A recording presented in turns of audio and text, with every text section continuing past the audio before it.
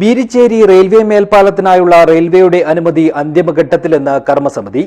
വിവിധ കാരണങ്ങളാൽ നിലച്ചുപോയ പദ്ധതി കർമ്മസമിതിയുടെ നിരന്തരമായ ഇടപെടലിലൂടെയാണ് ഇപ്പോൾ മുന്നോട്ട് നീങ്ങിയത്. ദിസ് ന്യൂസ് സ്പോൺസർഡ് ബൈ ഉയർന്ന ഗുണനിലവാരം, തികഞ്ഞ വിശ്വസ്തത, ജനതാ പാൽ. തൃക്കരിപ്പൂരിലെ രൂക്ഷമായ ഗതാഗതക്കുരുക്കിന് പരിഹാരമാകുന്ന ബീരിച്ചേരി റെയിൽവേ മേൽപ്പാലത്തിന്റെ അനുമതി നടപടികൾ അന്തിമഘട്ടത്തിലെന്ന് റെയിൽവേ കർമ്മസമിതി ഭാരവാഹികൾ അറിയിച്ചു.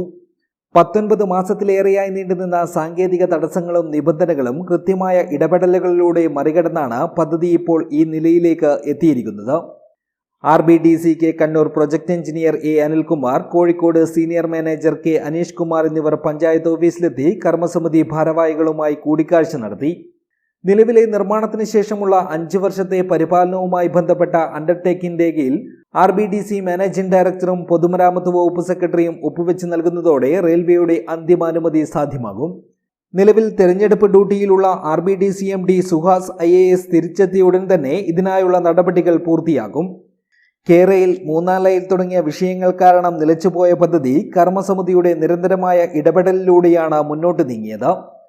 പല ഘട്ടങ്ങളിലായി ഫയലുകൾ തിരിച്ചയക്കപ്പെട്ടെങ്കിലും റെയിൽവേയുടെ ഓരോ പുതിയ നിർദ്ദേശങ്ങൾക്കനുസരിച്ചും പുതുക്കിയ ഡ്രോയിങ്ങും എസ്റ്റിമേറ്റും സമർപ്പിച്ച് കമ്മിറ്റി ഫയലുകൾ വേഗത്തിലാക്കി. നേർദിശയിലല്ലാത്ത റെയിൽ റോഡ് ഘടനയും ഭൂമിശാസ്ത്രപരമായ വെല്ലുവിളികളും പാല നിർമ്മാണത്തിന് തടസ്സമായിരുന്നെങ്കിലും അവയെല്ലാം പരിഹരിക്കാൻ കഴിഞ്ഞത് വലിയ നേട്ടമാണെന്ന് ചെയർമാൻ കൂടിയായ പഞ്ചായത്ത് പ്രസിഡന്റ് സാജിദ സഫറുള്ള വ്യക്തമാക്കി. അധികം വൈകാതെ ബീരിച്ചേരി മേൽപ്പാലത്തിന്റെ അനുമതി ലഭിക്കുന്ന പൂർണ്ണ പ്രതീക്ഷയിലാണെന്നും അതിനായി കർമ്മസമിതി തുടർച്ചയായി രംഗത്തുണ്ടാകുമെന്നും ഭാരവാഹികൾ അറിയിച്ചു. കൂടിക്കാഴ്ചയിൽ working chairman VK Bava, convener E. Jayachandran, vice president M. Rajeesh Babu, മറ്റ് ജനപ്രതിനിധികൾ, കർമ്മസമിതി അംഗങ്ങൾ തുടങ്ങിയവർ പങ്കെടുത്തു. News bureau, Cheruvathur.